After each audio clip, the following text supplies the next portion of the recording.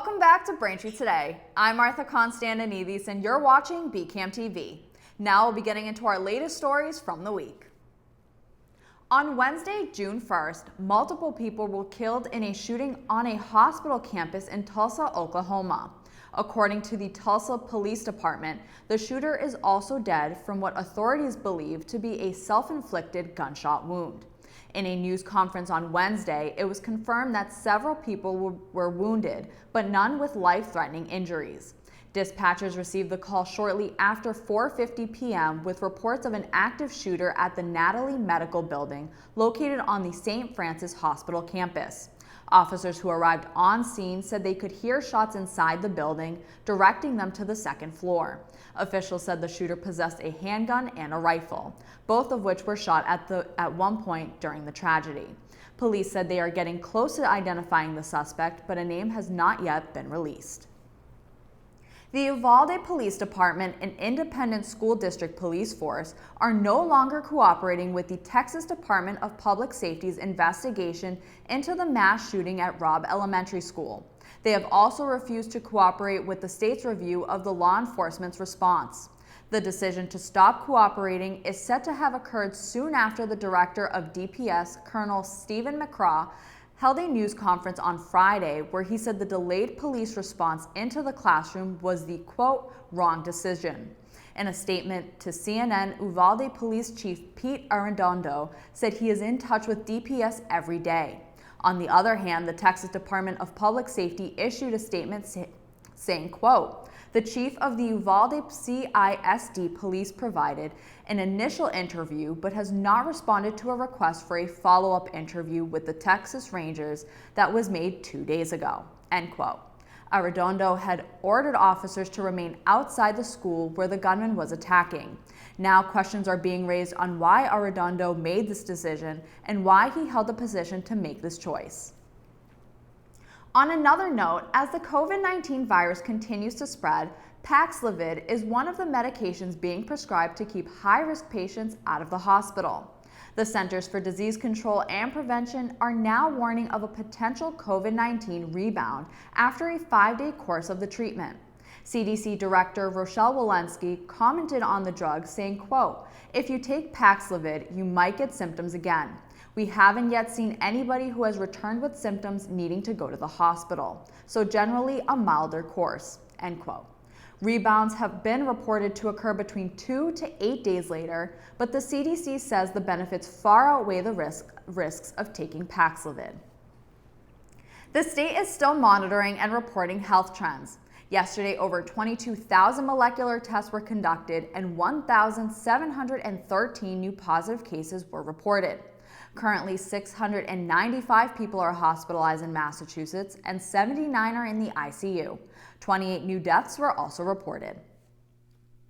The town of Braintree also continues to monitor COVID data from the state. Since our last update, the town hall hasn't reported any new COVID-19 cases. The town hall website currently shows a total of 10,296 positive cases since the start of the pandemic. There have been no new fatalities reported in 3 weeks, keeping Braintree's total deaths at 137. Thanks for watching Braintree Today. We'll be right back with more after the break. The COVID-19 vaccine doesn't contain the virus, so you can't get COVID from the shot. You may experience things like muscle aches, fever, or tiredness, but these are most likely signs that your body is building immunity to protect against the virus. Learn more. Welcome back. The Braintree Community Arts Center announced the start of its summer season with a variety of programs coming this June. First up, on Friday, June 10th, from 6 p.m. to 8 p.m., the Braintree Community Arts Center will hold a Kids Art Night Out event featuring a night of arts and crafts for those in grades K through 5. Projects are planned and directed by students from the Braintree High School National Art Honor Society and supervised by Art Center Director Heidi Hurley. Tickets for Kids Art Night Out are $15 per child. Then on Tuesday, June 14th, from 3:30 to 4:30 p.m., Braintree High School National Art Honor Society students will be teaching a cartooning class for middle school students in grades 5 through 8. Tickets are $10 per student, and be sure to bring a sketchbook if you have one, but supplies will be available. Every Wednesday starting June 1st through the 29th from 7:15 to 8:15 p.m., Beginner Yoga Series with Tanya welcomes all levels of yoga experience and offers optional hands-on assists. Yoga blocks will be supplied, but you must bring your own mat, towel, and water bottle. The classes are $20 per week or $95 for the 5-week series. To register for these events, you may log on to BraintreeRec.com or call 781-794-8941 with any questions. Early Tuesday morning, 2 vehicles were involved in a fiery crash on Route 3 North near Union Street in Braintree. The northbound side of the highway was shut down as crews worked to remove the 2 vehicles, which caught on fire. 2 people were taken to South Shore Hospital to be treated for injuries, but no further information has been released. During last week's meeting, the school committee unanimously approved a centralized maintenance department. The consolidation was proposed by Mayor Kokoris as a way to improve the condition of school and municipal buildings and to save money by having tradespeople on the town payroll doing the work rather than hiring someone from outside. At an earlier meeting, Michael McGordy, the head of the town's facilities department, told the school committee that one of the first tasks of the new department would be a full assessment of the school's department's building needs. From structural issues to building systems, this would be used to create a priority list for building repairs. School Committee Chair Lisa Fisk-Heeger said they will begin working out the details of the merger at the next committee's meeting. Per Mass DEP regulations, effective on July 1st, construction and demolition materials cannot be accepted at the recycling center except for up to 3 bundles of wood that are tied and into 3 to 4 feet lengths. Construction and demolition materials include pallets, windows, doors, flooring, roofing, materials, fencing, toilets, etc. These items cannot be placed curbside as they will not be collected. Mattresses also cannot be accepted at the center. Household trash brought to the center not bagged must pay an additional 1-load permit fee of $30 per 300 pounds as of July 1st. These permits will be available for purchase at the Treasurer's office located in the Town Hall. All bags are subject to inspection. For full information, you can visit www.braintreema.gov/recycling. On Wednesday, May 31st, I had the chance to speak with Braintree Mayor Charles Kokoris on our new program, Face to Face with Mayor Kokoris. The mayor gave details on the expansion of affordable housing in Braintree. Here's more from my talk with the mayor. Okay, so are there older 40B projects in the town of Braintree as well? Yes, and there's Reservoir Crossing, which is coming into Braintree on the Braintree-Randolph line that was built. It is a condo complex, and there's also 800 West Street, which is an apartment complex that is a 40B, which is once again it's right on the entrance of Braintree from Randolph, a different access point. And we also have on the Weymouth end of Braintree, we have Turtle Crossing. And those are all 40Bs that were built probably over a decade ago.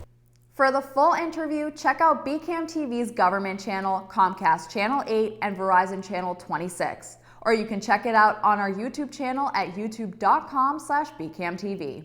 Thank you for watching Braintree Today on BCAM TV. We'll be right back with more stories in the area. Protect yourself from mosquito and tick bites. Use an EPA-approved repellent anytime you're outdoors. Spray it on your hands first, then spread it on your face, neck, arms, and legs. Learn more at mass.gov/mosquitoes and ticks. Welcome back to Braintree Today. Now let's get right into more stories. Massachusetts continues to break record after record of increasing gas prices, with no indication of it stopping anytime soon. As of Wednesday, June 1st, Massachusetts' average gas price sits at $4.76 per gallon, surpassing the national average of $4.67. According to AAA, $4.76 is the highest ever recorded in Massachusetts, a large jump from the average price of a gallon of gas last year in Massachusetts at $2.92. In downtown Boston, the average price for a gallon of gas ranges from $4.90 to $5.20 per gallon. In the last month, gas has gone up about 50 cents a gallon, and according to Boston 25, an analyst with Gas Buddy is predicting prices could reach $5 a gallon by June 17th. The latest U.S. Drought Monitor report issued May 26th showed a prediction of a potentially hotter than usual summer that will start with drought conditions across most of Massachusetts. In the update, the Drought Monitor stated, quote, "Dry conditions over the last 60 days, plus low groundwater and stream flow, prompted the introduction of moderate drought over eastern Massachusetts and part of Rhode Island," end quote. The entire state east of the Quabbin Reservoir was experiencing abnormally dry conditions, while a large portion of the state between southern Worcester County, Plum Island, and Plymouth is in a Stage 1 moderate drought. Along with this, the National Weather Service's long-range forecast showed an up to 60% chance of above-average temperatures through the month of August. The long-range forecast also showed up to a 50% potential for above-average precipitation this summer, which could potentially bring drought relief. In June, the Quincy Point Congregational Church will be hosting a fundraising concert and cookout to benefit a local organization and those affected by the war in Ukraine. On Saturday, June 18th at 444 Washington Street in Quincy, the cookout will begin at 6 p.m. and then local band Southern Rail will hit the stage at 7 p.m. to start their concert. Ticket sales will benefit the Quincy's Interfaith Social Services, a nonprofit that provides food, housing, assistance, and more to local families. Proceeds will go to World Central Kitchen, a nonprofit donating food to people affected by Russia's war in Ukraine. Tickets for the meal and concert are $25 for adults and $20 for students. It will be free for children under 5 and $20 per person for a family of 4 or more.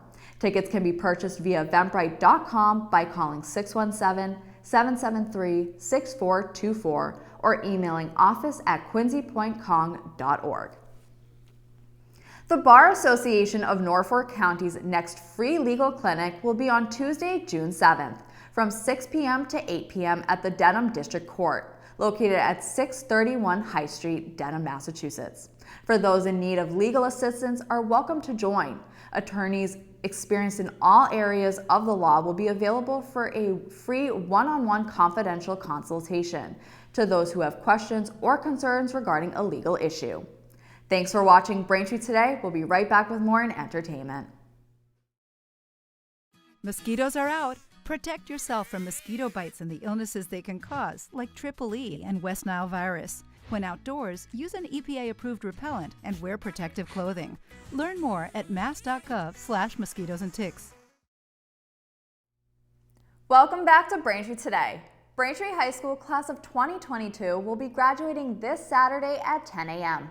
If you can't be there, you can still watch it live on BCAM TV, Comcast Channel 9, or Verizon Channel 28. Or streamed on our YouTube channel at www.youtube.com/bcamtv.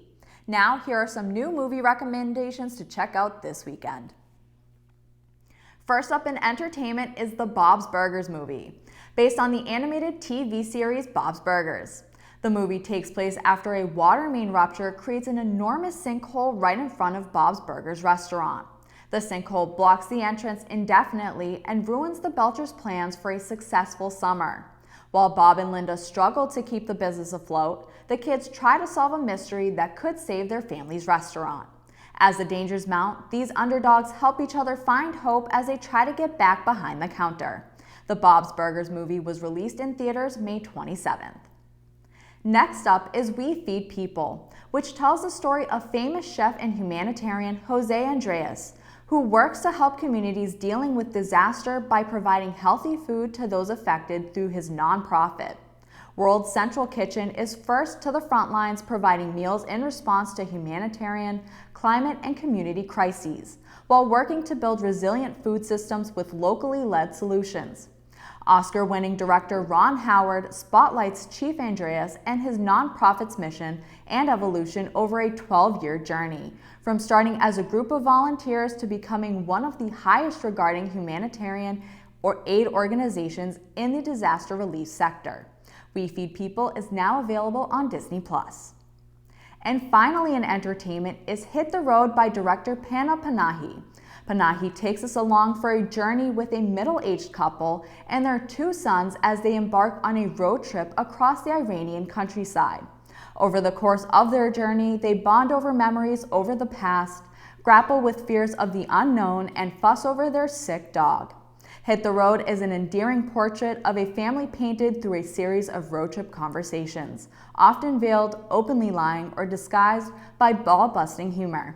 You can watch Hit the Road in theaters. That'll do it for news today. I'm Martha Konstandinidis, and thank you for watching Braintree Today. Stay safe, and we'll see you next time.